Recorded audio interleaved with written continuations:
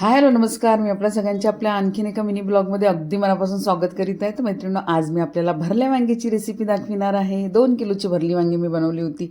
तर सर्वप्रथम पातेल्यामध्ये तेल टाकलं, गोडलिंब टाकला, कांदा टाकला आणि मस्त होऊ दिला. त्याच्यानंतर मग सगळ्या प्रकारच्या चटण्या टाकल्या.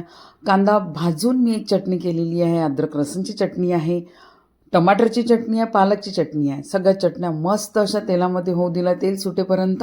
त्यानंतर याच्यामध्ये तिखट, मीठ, हळद, काळा मसाला, धने पावडर असे सगळे मसाले टाकून घेतले, बेसिक मसाले. त्यानंतर भरली वांगी करण्यासाठी आपण जी वांगी चिरून ठेवली होती ती वांगी टाकली आणि बघा मस्त आता याला छान असं तेलामध्ये मुरू दिलं लहान गॅसवरती.